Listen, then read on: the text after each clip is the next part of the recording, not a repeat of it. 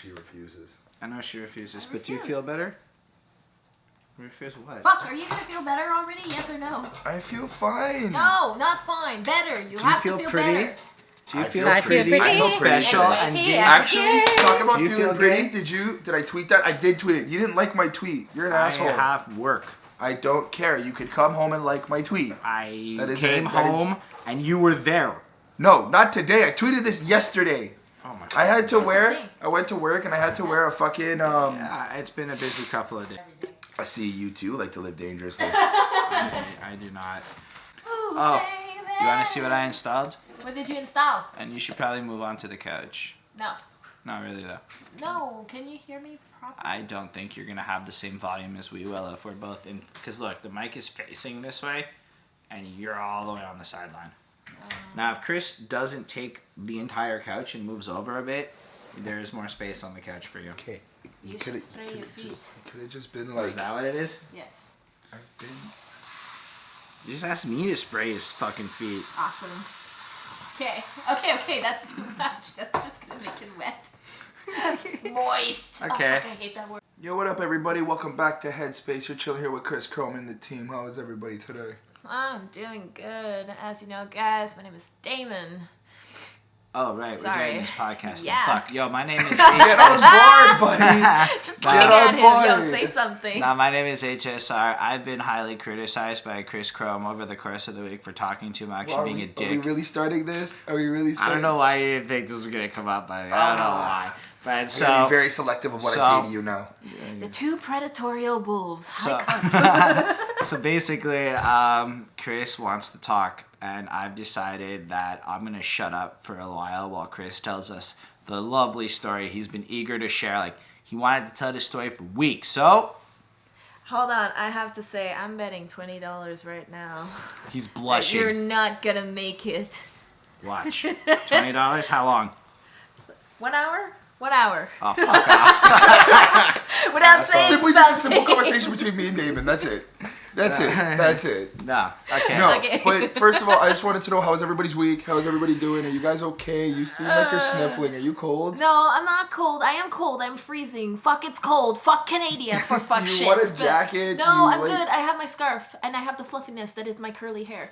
But Sweet. it was a good week actually, and it's ending on a good tone. I actually have some promising news at work, so it's gonna be happy times for Damon and a little bit less exhausting. Pure But, excitement, positive vibes, and you, Yeah. Holden. The opposite of Damon at work, but I Oh. can't talk about it because it was so fucked up. It was so fucked up, and I can't talk about it is the worst part. So, in light of that, Chris, the moment we've all been waiting for. Oh wait, guys! Guess what I got? Guess what I got? What'd you get? I got The Last Guardian. I don't know. Oh. Okay. Sorry. Do you know what it is? I saw it. It was like a game with a big rat that flies. Oh my god. You are not think. worthy. Okay. You may now continue with your boring story I of life. apologize. My boring story. My boring story is I finally moved out of my mom's place and I finally got my own apartment. Moved in with the girlfriend, but the move was epic. It was smooth. It was nice. 3 hours. Dip, done. Easy. Really? Yeah, it was that simple. Oh, lucky. I mean, it kind of sucked a little bit just because, like, you can't really rely on people. Yo! Nobody told you that? Did you really think it was gonna be like hush No, hush? I didn't think it was gonna be like that. I thought that it actually went exactly how I thought. I knew I was gonna end up having to do most of the work myself. But then once we got the ball rolling, it was actually just like really pretty quick. It's pretty smooth. So that was the story. No, the story, it wasn't a story. You made it into a story. It was All just I'm my saying excitement about moving. I took the step, You but have I feel... that opportunity and you took 40 seconds. Listen, those were the best 40 seconds of my life. Really? Okay. Explaining this. But no, relying on people is always tough, so I'm going to follow this up with a question to encourage further talking. Oh my god. As you guys can tell, this is a sillier podcast today. You could feel the cringe happening in I'm his jawbones. excited. It's like it's not just the whole movie. No, I don't that's understand. totally cool, but question for What are you. we gonna... Question, man. Okay. Who did you ask to help you move? That's My actually... boys. My boys. Wait. How many boys? 2. How old are your boys? My age, around 22, 23, 24. Oh, you had nobody show up. Or they showed up and did nothing. No. One of my boys did show up and we helped, and then his cousin was there, so he helped too. Like, it went smoothly. Like, it's not. That was just the whole move itself. Honestly, it wasn't about the move. The more it was about the experience of actually moving out, like getting out, finally growing up, and making these changes. Did you get? Yeah, I got a truck. I got a truck. What kind of truck? How big 16 was it? inch. 16. 16 inches. 16 footer. We're not talking about penises, Chris. No. You said it, not me. Boom goes the dynamite. How much did you spend on your truck? Because spent about 80 to 100. It was really quick. Was it like a real company? Was it like Buddy in a van truck? It was a U-Haul. Okay. It was a U-Haul.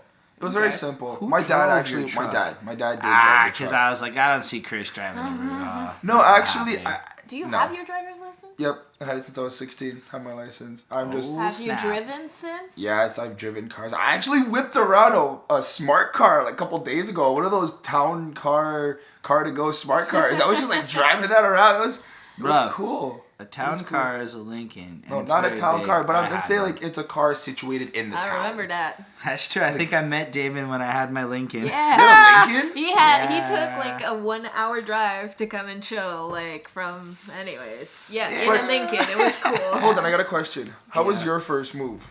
Oh man, my first move was pretty cool actually. So I moved out when I was 20, which is fucking a lot of years ago. But I was living at my mom's and stuff got weird after my parents split up, and I found an apartment on the same building complex that we lived on. So from the balcony of my mom's place, you could see the apartment I was moving into. Not bad. Now keep in mind, my mom moved at this point, so she left and replaced me with someone else, and there was no room for me left at my mom's, so it wasn't like I was staying at home. I moved into a new place, my mom left, I got this crib, but it was the easiest move in history because it was carry shit across the Parkway area into a ground floor that had a patio door that opened up. And it was...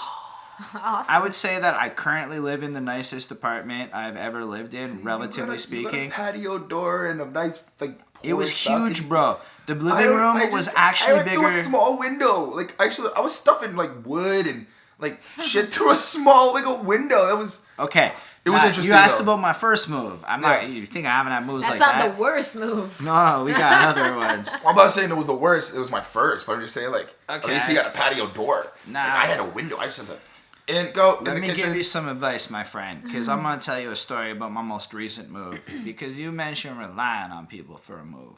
Yeah. Now, here's the thing, sir. There is only one way in life to ensure somebody shows up to help you move. And do you know what that way is, Daemon? Pay them. Oh, money, pizza, You guys and aren't beer. playing this like a Jew. I'm going to break it down one time. There's a cheaper and more affordable way to make people show up. Help them move. Oh, No, I'm sorry. I have helped, and I'm sorry, guys, if you guys feel targeted by that, but I've helped so many people move. So many. And every time I had to move, every time I asked, they were like, nope, no time, no this. And I'm not somebody that's vindictive. I'm not going to go after them. With it. But how? I helped you can't the guy that worked in construction who clearly was down for manual labor and, my boy, etc. Like somebody I really knew. Helped him move. Like a closer friend type person. Somebody that has a certain sense of loyalty and obligation to you. Was the favor reciprocated?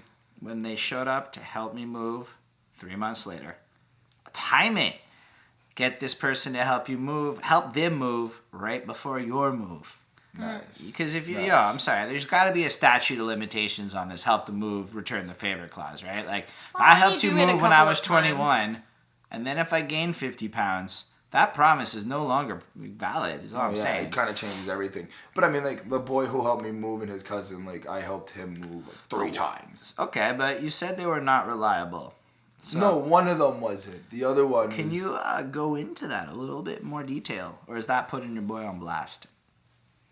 It would be putting him on blast, so I'm not going to do it, but I just kind of feel like at the end of the day, I know he's got his own reasons for it, and I don't hate him for it. I still love my boy. He's a good dude. May I ask a question? At the same time, I'm kind of like, yo, bro, you kind of knew like a week in advance. May I ask a question? Was he lazy? Most probably. All right. You know what? I have to say, the most reliable helper person I've ever had on a move was, oddly enough, my little brother. Fucking find him the most annoying kid in the world. For reals, he's the most annoying person I've ever met. No, he's not. Relax. He is. He's not. Okay. That I've met. I've never met him. Fine, That's okay. Fine. On the other hand, he annoys me on purpose. Like, he comes at me full force. And then, like, he showed up and he was legit about it anytime. And, you know, when push comes to shove, I always appreciated that shit because he was there. And you know what? I hate U-Hauls and shit. I love dudes in trucks. I want to throw it out there. Dudes in trucks, fucking great. Yeah, they do. You pay them, and you do. You know, you have the insurance. They do the. They know how to do the work. They know how to move your shit and what to do with it. No.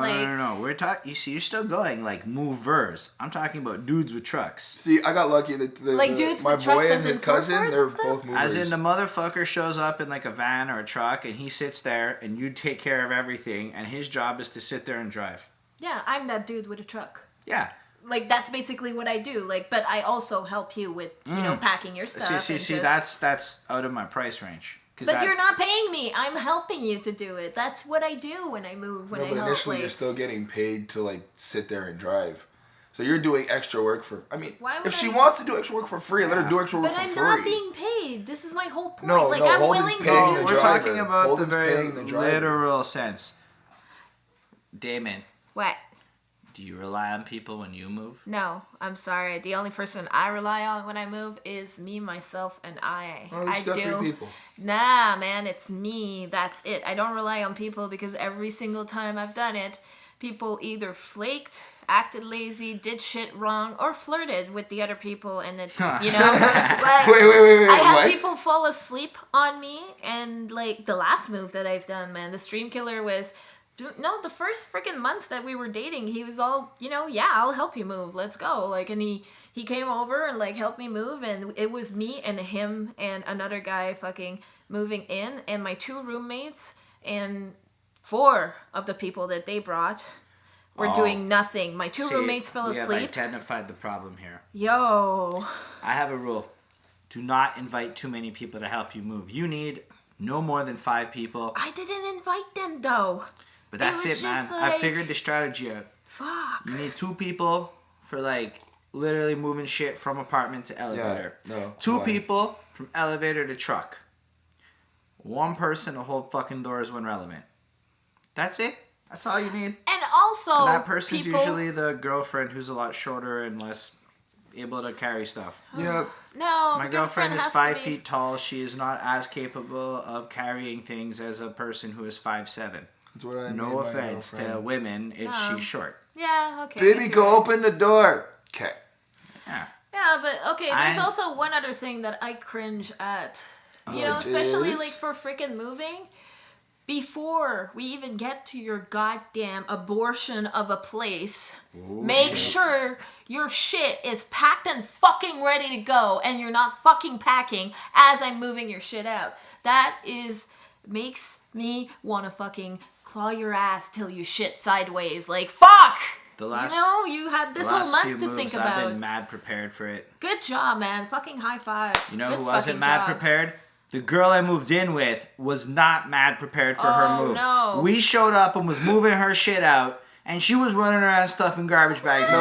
I have to admit, my girl was prepared. I was like, no, babe, the girl that was living here before. No, Bunny, my current girlfriend, the one that's in the other room, and I'm hoping she's overhearing this, was not prepared at all, to the point where she was stuffing garbage bags and being absolutely fucking frantic, which ended up meaning she wasn't really helping on the moving of her stuff out because she was packing at the last minute. No, Bonnie, no. Yeah, no, that happened. No, I told my girlfriend. I had one time though. Hold on, this scared the shit out of me. I paid this guy with a truck to come, and I was gonna be so preemptive. I was the opposite of what she's describing. I had every piece of furniture and item in my apartment on the lawn before my brother showed up to help. And it was impressive. all there. I almost lost my bass guitar. Some guy thought I was free and walked off, and thankfully we got it back. Jesus. But what the fuck? The guy was supposed to like show up. Juxed? Yeah, I know, but it was redone. But the guy was supposed to show up at 8 p.m. And at like 8:10, I hadn't heard from him. The like, truck guy. This was like a van truck guy thing. Okay. And it was cheap too. It only ended up costing $80, but he didn't text nothing. And then he showed up like, yeah, I decided to fuck with you. I figured, let me see what happens if I come at the last second, and then I just came. He straight up told you that. Like, yeah, I decided to fuck. Wow, okay, jackass. At least he's honest. Yeah. Well, still, like, what the fuck? It was like, I almost canceled on you, or it was something like that. And then whatever, we packed up, moved over, boom, boom, boom.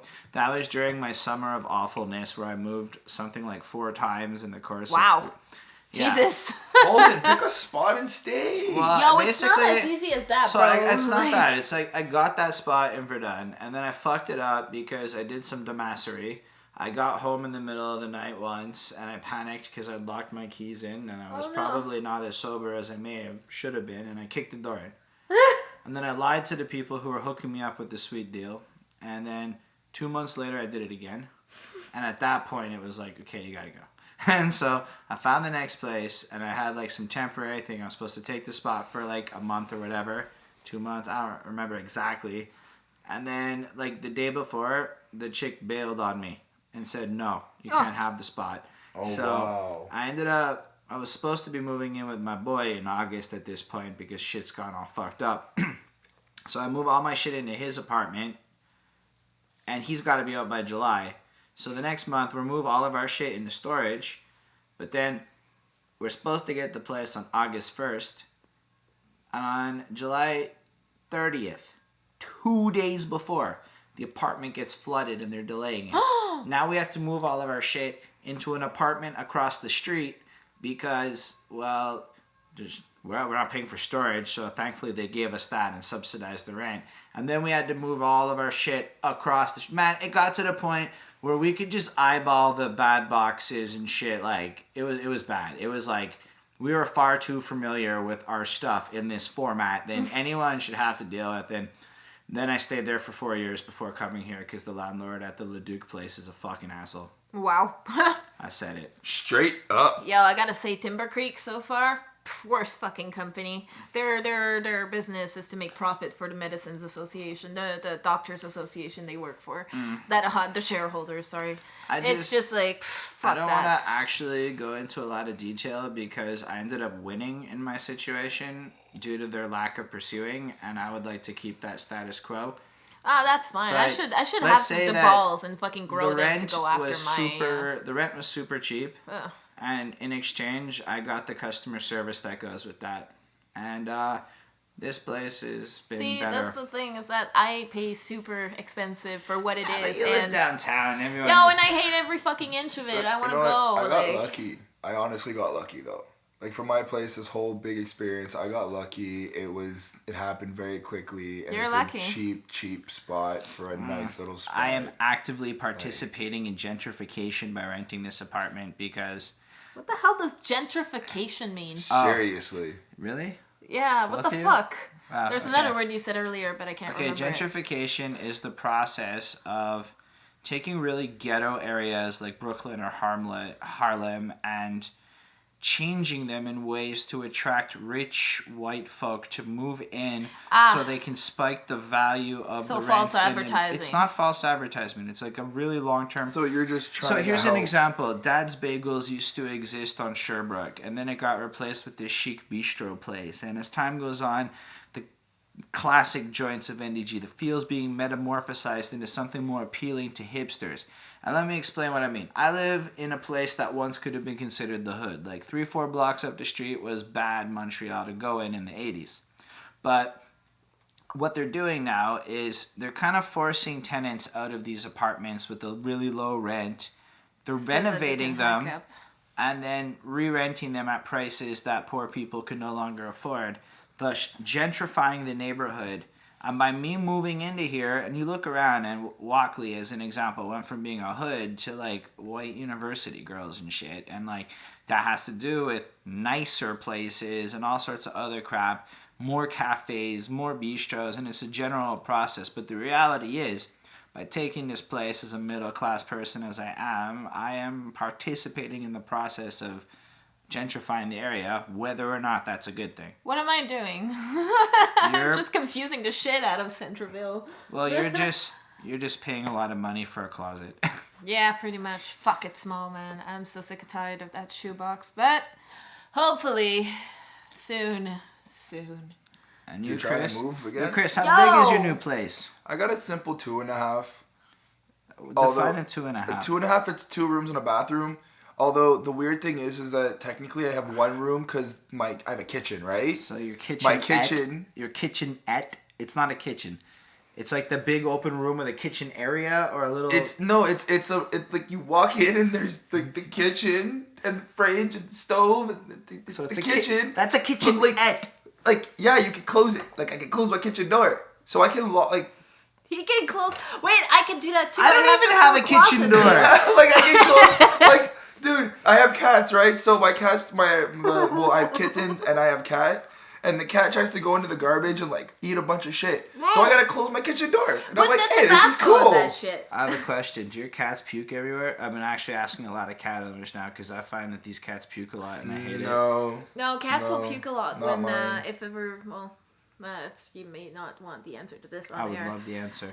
Cats puke because their area, like they trying to get the fucking fur and shit in fur balls out, but they do that because they keep licking themselves and constantly. Usually that happens if they're unclean or if their area is dusty, so they're trying to get the shit off their fur, so they're like It is possible that we live in dusty conditions. If you have make sure the litter is always clean, because then if the cat doesn't want to go in the litter, it's gonna keep everything inside and just takes care of her cats properly. Internet, don't get me wrong. No, it's I'm just saying what I know. Man. I take care of my cats.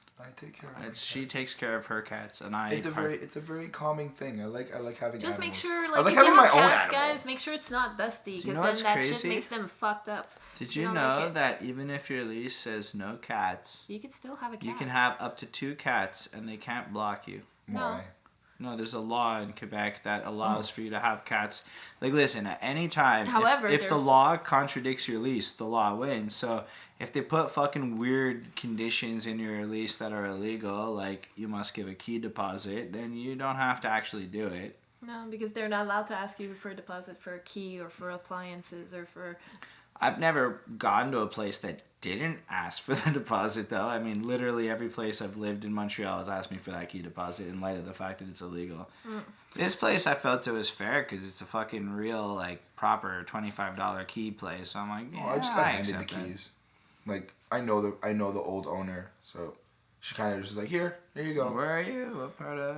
All in all, I enjoyed the experience of my move. Did you? I did. Good. I did. It went well, and I was able... It went smooth. I got lucky because, like I said, my boy and his cousin are both movers, so... they kind of just did everything for me, and I was really happy about that. I was like, all right, it's perfectly set up. And I got Wi-Fi. One of those two was lazy. We did learn that. No, the lazy one never showed till after. Okay, so not the cool after, ones. when the food is served. Seriously, isn't that when the last minute person? I've never had random. Yeah, but I feel like it's a celebration. I can tell you guys one thing. That one person that was supposed to fucking show up ends up showing up, but late when the food's served. They never come when the food. They just never show. It's either they don't show or they come on time or within a bit of when they're supposed to be there. Yeah. But one thing I can tell you is I'm never doing it again.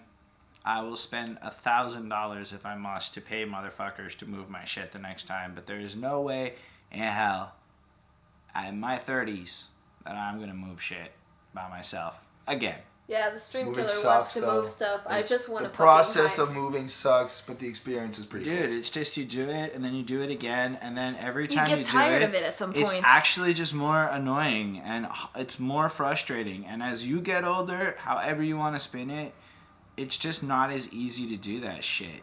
No, and you don't want to be fucking bummed out and all muscled out because you fucking did that and you're exhausted and you have to go to work. It's now you're worried about shit like, am I gonna hurt my back if I lift this heavy piece of thing and do it wrong? Especially me, yeah. Fuck. It's like back when you're young and No, you gotta take more precautions. I do understand. No, but you don't feel the pain in a literal way after the fact. If I do it wrong, it could cripple me for a while, like a day. It's not worth. It's scary, man. I've hurt my back now. I've had a couple of real old man days now, and I'm like, Justified. Imagine me with the surgeries. Like, I'm scared shitless fucking. I walk down the fucking street and I'm calling the city of Montreal. Yo, come de-ice this shit. I almost fell on my ass. Like, I'ma sue you. I, like, told them, if you don't fucking come and ice... Yo, I fall on my ass, I'm done. Like, I'm losing my legs. Like, I can't. Like, I'm sorry, guys. They need to put more effort. I do feel like the God. No, that's just creepy, though. When you realize, like, sometimes it could be good, sometimes it could be bad, sometimes it starts good and ends up bad. Yo, I had some creepy shit happen to me, like, with neighbors and people that lived around me. At first, it's cool, but then it just gets, like, eat, psycho. No, my neighbors are pretty cool right now. My neighbors have been pretty cool right now. Right now. Yeah, I know. You haven't even lived there. I know, but like I just I just keep the music down, keep the thing down. Spend the night, and then notice when they have that outrageous sex orgy, or when they fucking decide to have a fight, or if they decide I've always wondered if like I'm the annoying sex. Like I really believe that my neighbors are the ones complaining about the noises that might come out of my apartment. I mean, sexual and otherwise. I mean, we do make really funny noises, and No, but even like recording this podcast, right? And then if you consider I'm building the studio in the next room and all of that, and the next thing you know, like when I'm recording music, I'm easily 3 times as loud as my voice is right now. And granted, we'll boost the sound for the recording here, but so what you're you just got to imagine pissing off your neighbors. Oh, I can't wait. I'm such a dick. Like, I can see the excitement in your face. You're just like, yes. It's just been one of those weeks. Yes. Sometimes I'm a nice motherfucker, and sometimes dark, rageful Holden wants to do petty and vindictive things. I can just imagine him, like, day 332. We'll experiment with neighbor in apartment 3A with scratchy noises on the wall for 3 hours, starting 8:42 a.m. I want to start a music video like that. I don't know. That is amazing. I want to start a music video like that. Holden. I feel like I should react in some way, and I'm not going to out of protest. Out of protest? At least you didn't say out of principle. What are you protesting? She was making fun of me, and you wanted to take her making fun of me and throw it into a music video intro. I feel like I'm getting bullied on this podcast. No. I wasn't making fun of you. I was feeding the imaginative, fucking spark that was in my mind. It was so accurate, it sounded like, oh, that is how I would sound as I was describing it. Alright, okay, so she got it on Here's what's up. I don't give a fuck. This time, I need to take like a 2-minute break and recuperate. We gotta go on because we got exciting shits to talk about. And I think we're done with moving. I'm sorry, this is going in circles now. I might keep this because I'm criticizing the podcast on the podcast meta. But in general, I think we're gonna take a couple minutes and come back.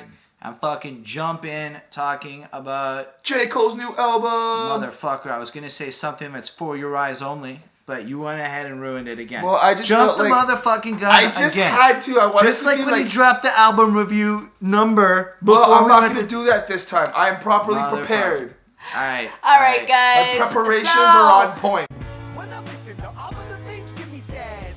Welcome back, everyone. Again, I hope you enjoyed the random interlude of me putting my own song into our podcast. Self-promotion time.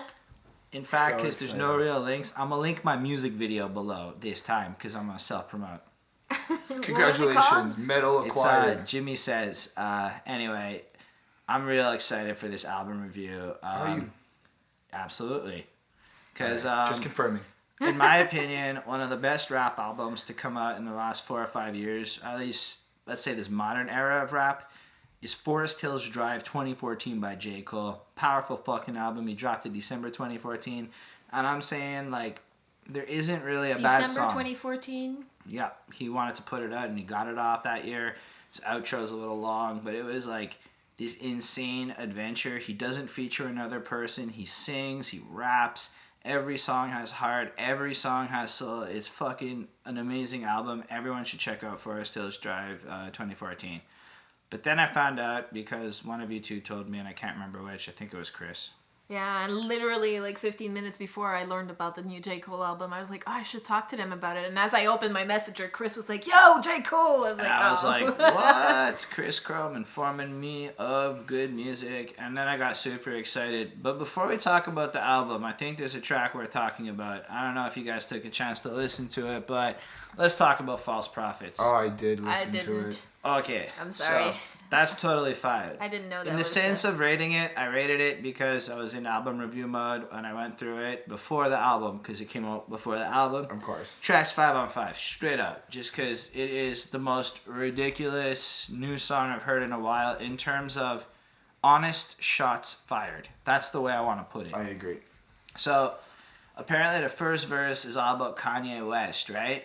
And it's like pointing out how this guy's gotten like the bigger he's gotten, the more his true personalities come out. He's not really that good. He's kind of crazy. We need to like help him out, etc. It was really cool. J. Cole words it way better than me. Although I feel like when he was talking about Kanye though, I felt like he was also mentioning that we are giving Kanye that Yeah, power. Absolutely. We totally did.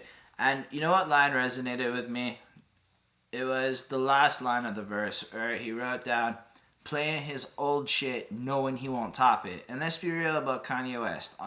His personality aside, musically, he has not done anything really that amazing. Like, amazing since his third album with Graduation. To the new modern era. Well, no, he if he was doing that, it would be okay. He's just out there.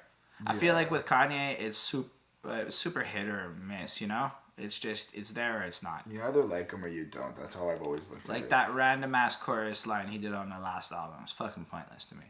But either way, this is about J. Cole, not about Kanye. So I like the fact that he wrote this. And it wasn't like he was dissing Kanye, more like he was showing concerned love for Kanye while dissing Kanye.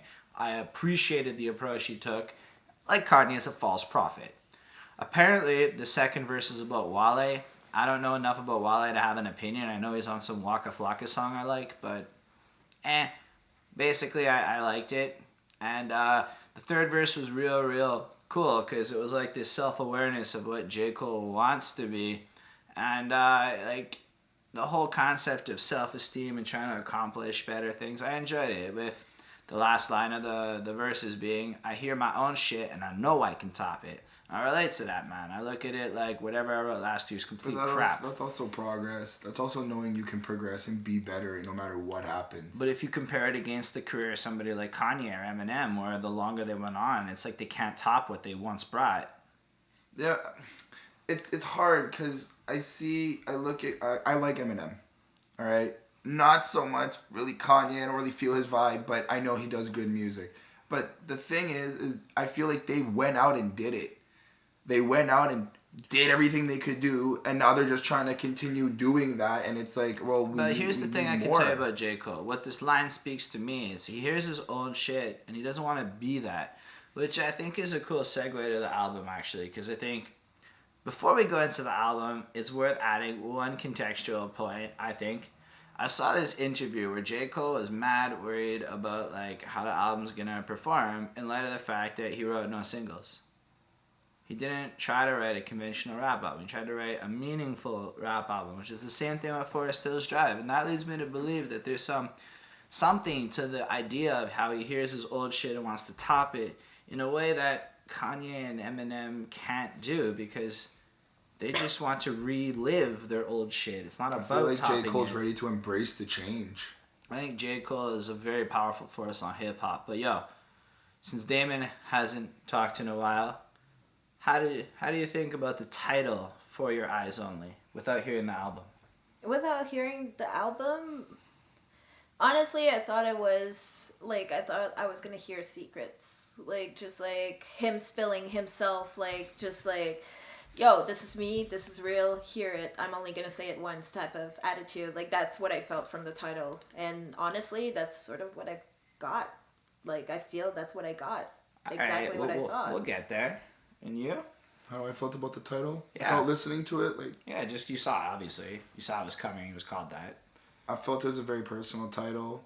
I assumed he was going to be very raw, very direct with himself as well, just because it's for our eyes only. I feel like the only part is like specific, like only you guys can hear this. So I feel like at a certain point, the title also targets people who are trying to get deeper into what he wants to. None of you thought about Secret Agents? No. That was my first thought. This sounds like some James Bond shit. Like, For Your Eyez Only. Like, whatever's here is some classified document that can't be revealed, and I had no idea where this album was going when I saw the title. That could kind of relate to like certain people who will relate to the album itself. Yeah, but if you look at the album cover too, it gave you like a Graham feel to it. It gave you like a just patchy photo Polaroid, like, yo, this is my past, this is me, sort of. Actually, that's what I got. I liked the fact that he was looking away. Yeah. Which is okay. I still thought about James Bond and shit. That's how cool, it hit man. me. It's mostly because of the number 4. For some reason, that was the trigger point, but I digress. So, album opens, and... From whom bells tolls. Tolls. So... how did you guys feel? Yeah, I love the beat. I love the, like, when they start with the drop, it's like, it gives me the feeling of, going for a drive. But I actually appreciated that intro out of all the albums so far. I like this one. I'm sorry, Space Program was good, but it didn't hit me as much. Okay, this one gave me more groove, like, honestly. I gave it a good 4 on 5. Okay. For me, it was all about the story, right? Like, I cared about the lyrics of J. Cole off the jump because I knew it was J. Cole. So I had my Rap Genius open, and I loved how he captures the true feeling of disparity. Like, it's a short song, and the outro is real long, and I did not like that. But... had that outro not been there, and it just been like the verse part and it ended, it would have been good, yeah. It would have been a 5 on 5 for me, but because of that outro, I had to cut it to a 4 on 5. I get what he was doing, I just did not feel it. Alright, well for me, I enjoyed the vibe. I like the rawness behind it. The fact that it sounded very, very, like he just went in and just did it. No flexing with the tone, no nothing like that, no special effects. I like the fact that it was kind of soul touching. Like, I sat there, read the lyrics, and it kind of, I can relate to it. I like that the changes that are happening, the changes that he's going through, I feel like you can relate. I mean, like I said, I just moved, so I'm going through a change. And sitting there... So I didn't really feel it was about change, man. For me, it was like hopelessness. Like, there is no opportunity. There is no anything. I guess in a sense of hopelessness, I always look for change. It's how I cope with it, I would assume. But that's how I took it. At the same time, I also feel like he spoke in a way that certain people at that moment who are feeling like that can really relate to the song. I felt like that at that moment, which is why I gave it a 5 on 5. Oh, and the bells are beautiful. Okay. That is really, really what I was like keen on. With the name For Whom the Bell Tolls, it's really good. Yeah. So I give it a 5 on 5. So I got a question for you, Chris. What happens when it's impossible for you to die? I guess you're just immortal. Get it? Because the next song's called Immortal. I'm thinking, like, I mean, just quick little tangent. If it's impossible for me to die, I mean... like every other movie, I'd probably end up hating myself because I'd see a bunch of people that I make friends with keep dying and shit, right? Like, that would suck. That's what goes with it. That's what, I mean, that's the only thing I can think of. I mean, it would suck, but at the same time, I mean, I can't die, so I'd probably do a lot of dumb shit. Yeah, which is interesting because I think that's that's basically the premise of this next song. You can't die. So, and if you guys can't see, there is a lovely finger pointed in the direction of our lovely host. Man, I like this song. I like this song a lot more than the song that preceded it. The subject matter was about how it took a really literal approach at what hip-hop sells in its general pop status. It did. I felt, but there was a few lyrics that confused me, especially when he was talking about... I can't remember exactly. In the beginning of the track, he says, like, have you seen a motherfucking ribbon in the sky? Like, I didn't understand that lyric, and it sort of broke it for me, but I was just, like, trying to... I'm going to give you some advice. Use Rap Genius. You can click on the lyric, and it explains that's what I was doing, like, and I couldn't, like... Anyways, it was just too confusing. Like, it disconnected me, but, like, I did like the track. I did. It started off wonky for me, but it was like, I can't focus on it. I'll be honest, I like listened to it literally twice today, and I kind of remember how it goes a little bit right now. But I know I liked it because I ended up listening to it twice today. But you know what? I appreciated the track because it starts to set a tone for something interesting on this album. But I gave shit a 5, man. It blew my mind. It was a really cool song. It had a purpose. It had its soul. It could stand alone on its own. It could be a single. J. Cole, you're wrong. I wouldn't agree. I would not agree. It's not enough, like, to be a single, like, the hook, no.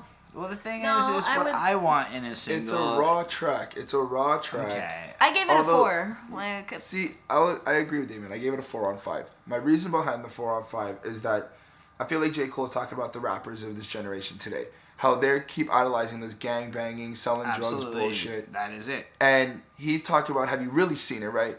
But a little issue I have is I can't really relate to that. So a song purpose, yes, it is amazing because he's basically calling out all the other rappers like, are you really talking shit or are you really doing what you're saying? Or are you just making music or what do you... You really can't relate to that, man. You haven't been around people that are like, yo, I do this shit. Even in the hotel you work at, you're going to tell me there aren't people that fuck around in a way that create that connection? I can't relate to it because I haven't personally experienced some of this shit. Like, I may experience some of it, you know, but not, like, when I listened to the song, it just felt so deep, and I can't remember it right now. But I know how I felt, and I just remember hearing the story, and I was like, man, this is amazing, but it wasn't in my life, you know? Chris. I didn't want to be, like... Chris, you didn't want to be... Did it feel like deja vu? It kind of did feel like deja vu. What was your number? I gave it a 4. I gave it a 4. 5. Yeah. Killing my grade. Okay, deja vu. That's what it's sounding like now. I want to just interject. I'm going to jump on this. The first thing I noticed about Deja Vu is that you start to see the story of the album really, really come to life here. Because this album's a concept album telling a story. And at this point, like, you've got the first song where he feels completely hopeless. The second song where he sees this I can't die immortalized lifestyle of gangsterism. And then we get to Deja Vu where it's like he has these dreams of legendary status via drug dealing and he sees this girl at the party and he meets her, gets the number, and oh my god, this song ends. It's like, it's really great, man, because like I think at every point in your life you get to this point where you meet somebody or something happens where you look at somebody and it makes you evaluate everything. And this song, I feel, captured that so perfectly. And the put your finger in the sky if you want to. Oh, it was so good, man. I don't care what anyone says. That shit's a 5.5 on 5, motherfucker. I actually really enjoyed the fact that you said that because I also gave it a 5 on 5 as well. It is a booming song. It is a booming song. Although it's funny because I thought of it more as like a love song, a raw love song. It is. Right? And it's a very relatable situation, although I also feel like it could maybe be on the opposite where this girl is stopping him from achieving his dream. And I can relate to both. Yeah, so but it just... It's like, it's the dream of the bad life versus the possibility of the life you never thought you could have. Yeah. That's how I took it, at least. I don't know, man. I looked at it, like you said, a pure fucking beginning of a love story. Mm-hmm. It was really nice to me. All right, Damon, how did you ruin our grade? I tried to follow. I got confused with this song. I couldn't understand it. I tried so hard. I couldn't. Honestly, like, I tried reading, and I couldn't understand it. It was choppy for me. He was chopping, though. No, it was just choppy. It was like a fucking jumping disc in a record for me. It was so good. I'm sorry. I think that's why we liked it, though, because, you know... So what did you give it? What did you give it? I gave it a 3. Ooh, just because I wouldn't listen to it again. That's okay. That's fair. But no, not... Okay, I'm wrong. I would listen to it again. Comes a circumstance, but honestly, like, it's not one of the songs that I'm going to be like, fuck, I want to listen to this. But I think if you listen to it again, you might, like, up your grade to, like, a 4. I don't know. Maybe. I know that I've listened to this one a couple of times now, and I fucking feel it more every time, but this album in and of itself is... I don't know. I feel like you're going to listen to the whole thing, or you're only going to listen to... Like, you're not really putting on most of these songs as one-offs, is how I feel. No, true. No. And then you get... All right, Chris, what do you think of this shitty next song? Vile Mentality. Fuck, man. This is I think, the lowest point on the album for me. I honestly, I thought it was more of a like personal mental journey. Like it was more of an interlude track to me. Like just like, hey, by the way, didn't know what to do, had to cover some time. I mean, I feel like it carries the story along. Now he's surrounded by vile toxicity and he wants to disappear. And apparently, in real life, there's a parallel between his desire to like not be around the public and he just wants to get away from all these people and their expectations and shit. And I can see how this is a parallel between the protagonist of his story and it's like, I just felt it was boring. I completely went a different route, and I thought it was about his father just because of the ending. I just read Rap Genius. But it's funny. I gave it a 3 on 5 because I'm very neutral to it. But it detracted, man. The fact that he was calling out for his father made me think that it's just another one of those songs that his father wasn't around, which. Unfortunately, I get it. It's a sad topic. It's a very sad topic. But, like, I can't relate because my dad was in my life. My father was there. But he wasn't even around either. So, basically, Chris's rating system is based on, did this person live my life? Not particularly. I just feel like, you know, I can't grade a song if I can't relate to it. I feel different when I relate to a track. You can relate to the feeling of it. But like, it's a matter of just objectively looking at what the song is and is this song good or is this song bad? And that's how you rate a song. Well, I based gave it a on neutral. criteria, which is fine because the song sucks. So fuck, the grade was higher than mine. I gave it a 3 as well. Like I unplussed that shit because I had plussed the whole album and this time unplussed stuff. So, Holden. What do you think about She's Mine? PT1. Part 1, man. Please fucking say something about that. This is an honest as fuck love song. I think I wrote Damn Son before that. Dude, it was beautiful. I guess he gets the girl from earlier at this. Yeah, so he gets the girl from earlier in the story. So the way I see it is he meets this girl at this party, now he gets her.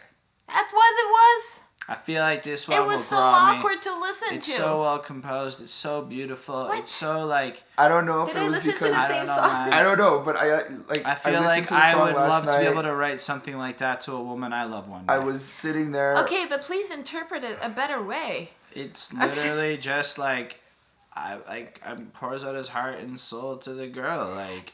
Okay, yes, if he wanted to do it in an awkward way where she would feel creeped out about it. An honest as fuck love song. That's what I wrote. The idea think about it. Real. So it's this was about a girl, not a daughter. Is his honesty a little awkward, though? His daughter is the other one. This is about the woman that he met, the full-grown adult girl that he will inevitably procreate with. Spoiler alert.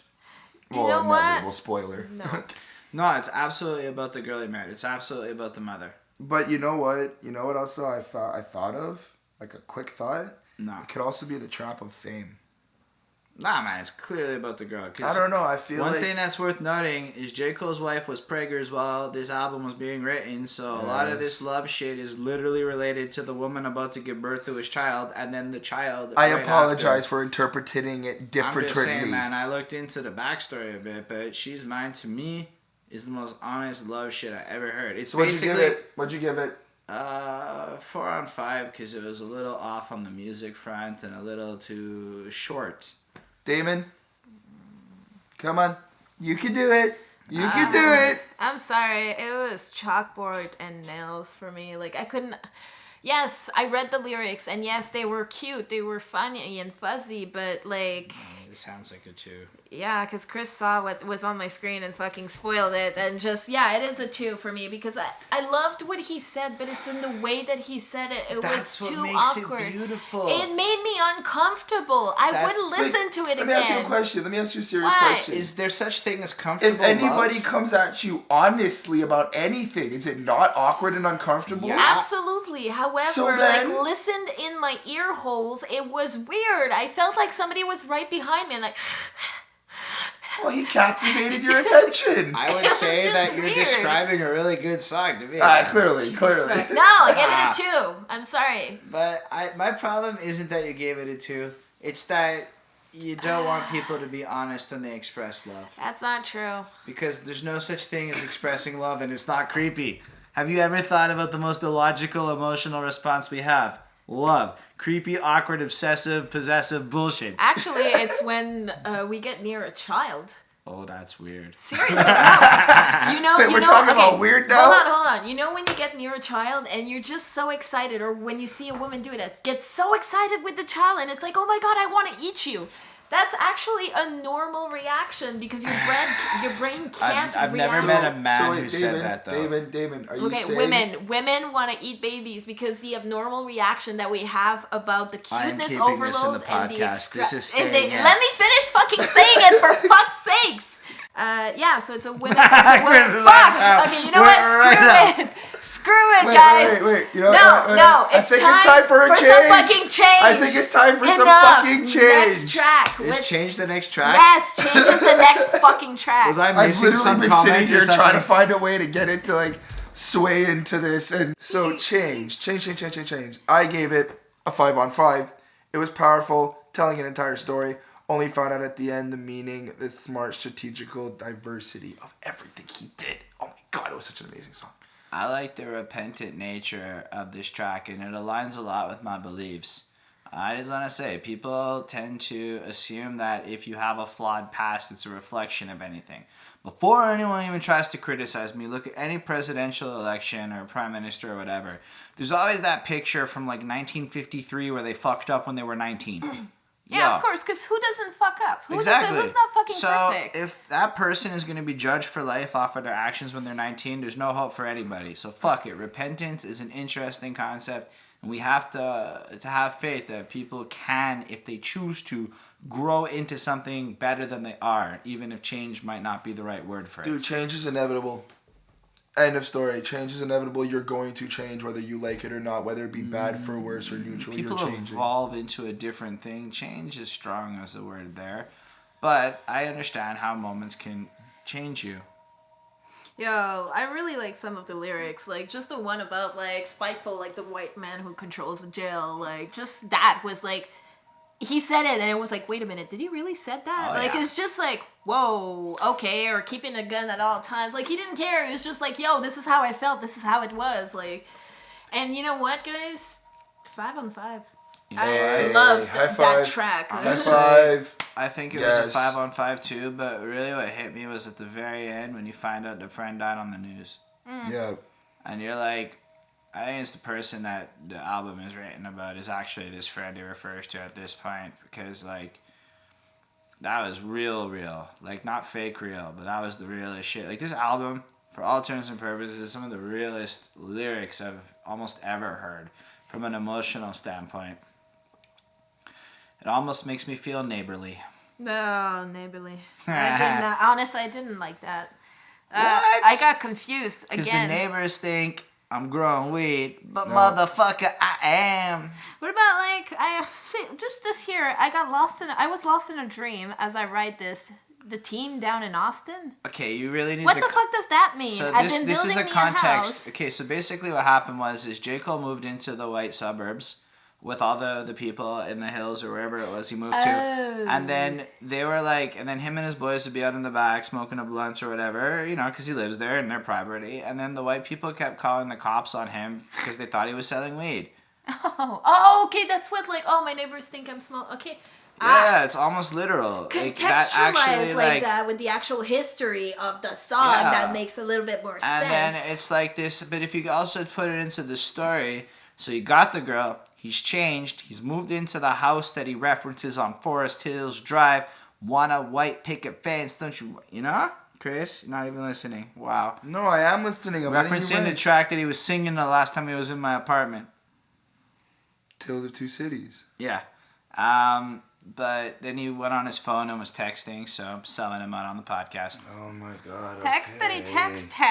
But, yo, you remember in college when they would, read your shit out loud and whatnot? Yeah. Yeah. Oh, would you care to share with the class, Daemon? I did enjoy The Neighbors. I gave it a 4 on 5. 4? I gave it a 4 on 5. The flow was the tightest on the album. There was no better flow on the whole album. I enjoyed the tightness of the flow. I enjoyed the way he spit it. I enjoyed the entire track.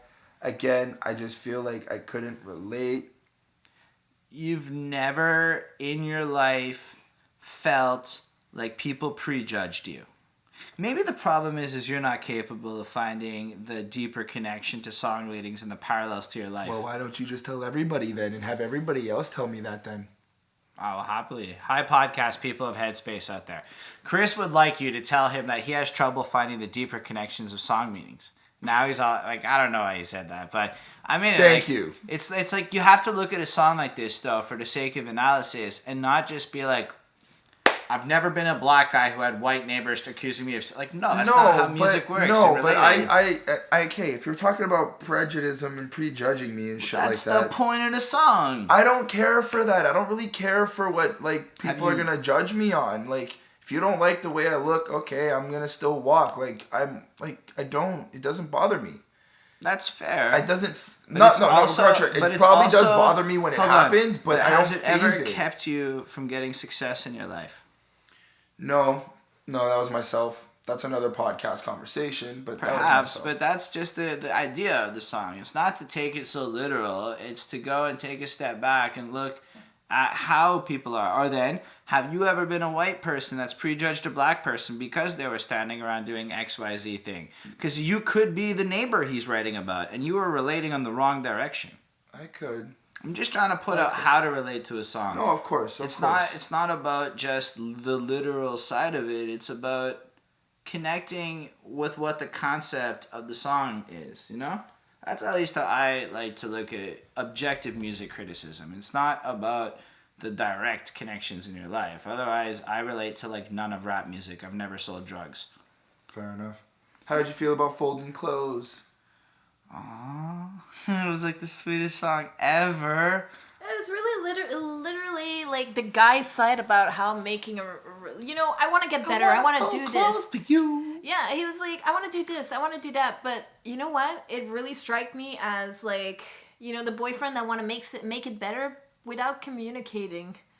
Like, it felt to me like, yo, I want to do this for you. I want to do that. I want to fold the clothes. I want to make you food. I want to this. Different. It was cool, but it was like, that's like typically what men think women want. Like, it was just, okay, maybe if the girl wanted. Let me ask you a question. What? If you're 9 months pregnant on the couch and the man walks in and goes, I'm going to fold the clothes for you right now so you don't have to move. Tell me you don't want that when you're 9 months pregnant. Come on, tell him. Tell him you don't want it. While you're 9 months pregnant. We're not talking about Tuesday in the middle of the week. Cole's wife was 9 months pregnant when he wrote this, and he was like, HSR, Dio. Yes, you have. He was like, yes, you looking at her, and apparently this was how he felt, man.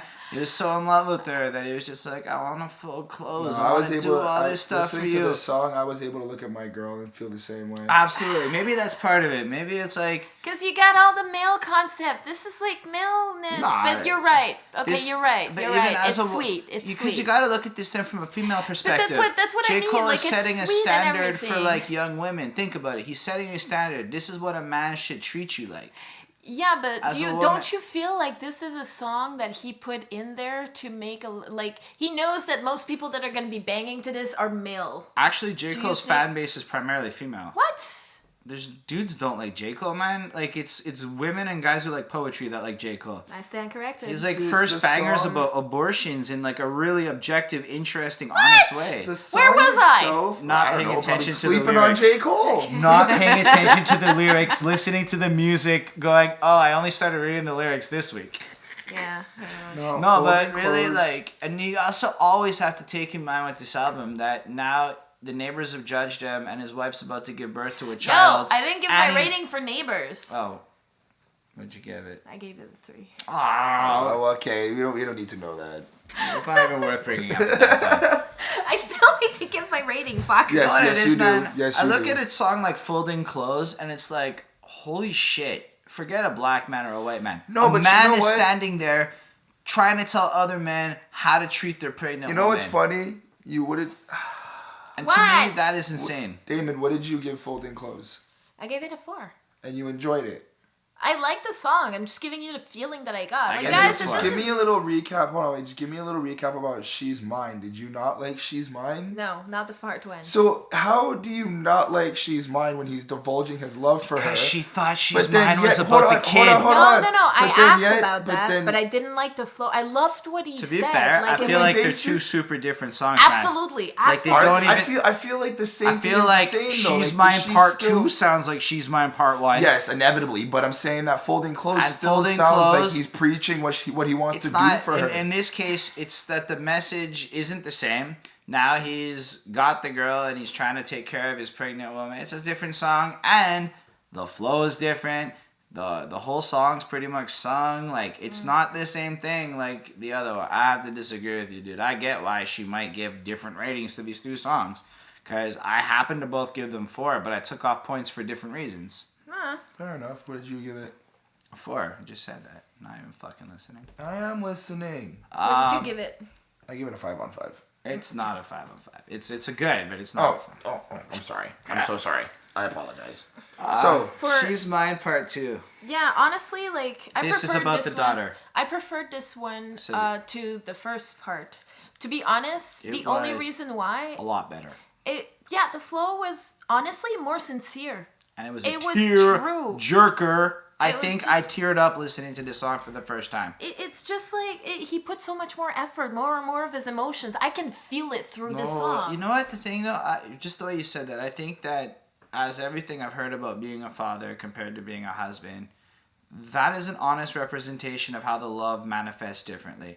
Because the way he has She's Mine is like, I chose this person. And then She's Mine Part 2, when he has his kid, it's my life has purpose now. And that is, go talk to any dude that ever had a kid, especially a little daughter, and they all have that kind of attitude. You choose your wife, but that kid changes you. So I think that because you said that, I like it even more now, because it is supposed to be like that. And it makes me love the concept of this album even deeper. Thank you, Daemon, for enhancing my understanding.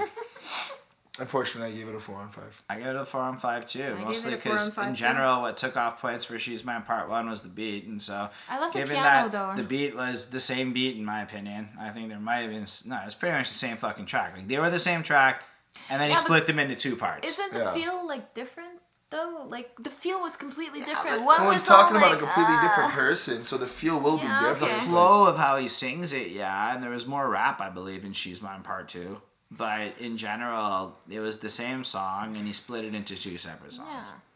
All right, guys. Let's talk about the main 4 numeric number. Your Eyez Only, guys. The last track.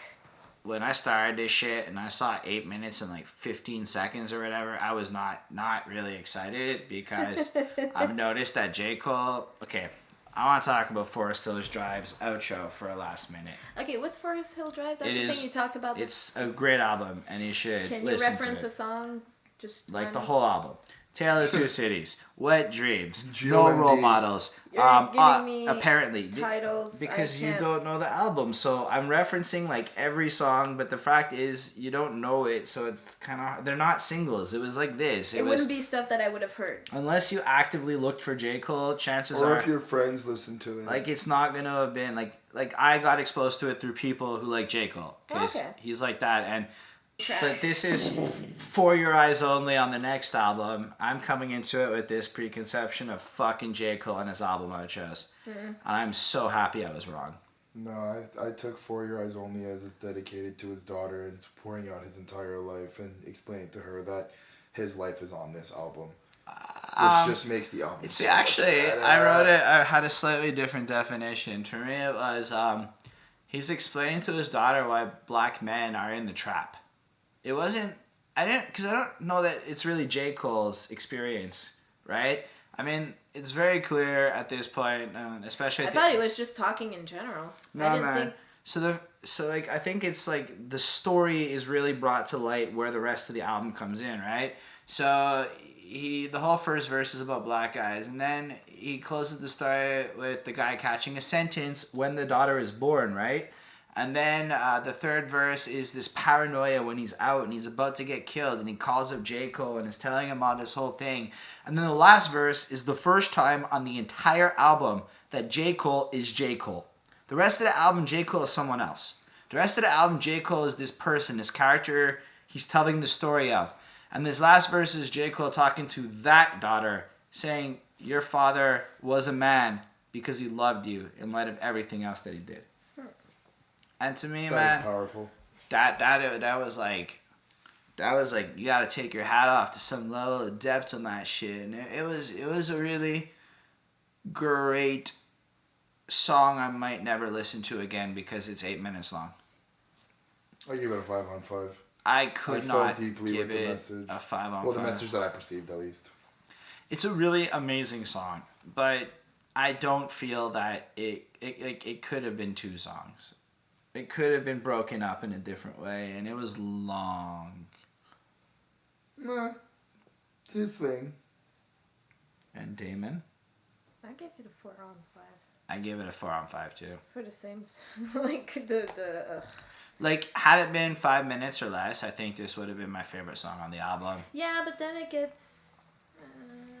I just feel like he went personal on it, which was nice. The whole album's personal, but yes, but for the outro, like he drags it on and he makes it long enough so you can get into it and. Do you actually, think that like, he did the shoutouts because he got some deal? Was there shoutouts on this album? No. This is the last album. The last album was, I think he was just excited and he was just being J. Cole. Yeah. But I might have like skipped the last 30 seconds of For Your Eyez Only. I don't really know how it ends. It gets a what? You skipped 30 seconds? I skipped the last 2 minutes. I couldn't do it. Oh my god. I listened. What happened? I just want to make it a point. I listened to the entire thing. It's like, yo, Holden and fucking Daemon are gonna shit on me. Seriously? I listened to the entire thing minus 30 seconds plus the 8 seconds I skipped on that track, and I went and took a pee maybe in the middle. Fuck, man. Like, come on. No, I sat down and listened to the entire thing. Well, good. I got dedicated for this. Good Did job. you have shuffle? No. Which is why. Did you have shuffle on? No, I didn't. Good no, job. I didn't. I sat down and went every single song and critiqued I also everything. just want to point out that before he listened to the album, I told him, yo, this is a concept album. Read the lyrics and pay attention. It's important to do it in order. You couldn't have just given it to me? No. No, you were a shit about it. All right. Overall, what did you give the album? I gave that shit 4.2 based off of the math equation of the sum total of the grades and the average and shit. Fair enough. Daemon? It summed up to a 4. I didn't do the point some things because I didn't point at anything. I didn't point. It was just that I take the total amount of the 10 I know how to grades do an and average. it was 42 and I divided it by 10. I gave it a 5 on 5. The album is not a 5 on 5. Yes. I connected to the album. I related. Hold on a second. I connected Didn't he to it. not relate to like half the songs on the album? Exactly. But I connected to it. You don't have to relate to connect to something. Oh my You god. can connect on different levels. Yo, Chris! What? You're full of shit, dude. No, I'm not. You don't have to relate to something to connect to it. You can not connect to only it is on he different full levels. of shit, but it's pretty sure that his headspace is fucking full at this point. Currently. Yo. Really?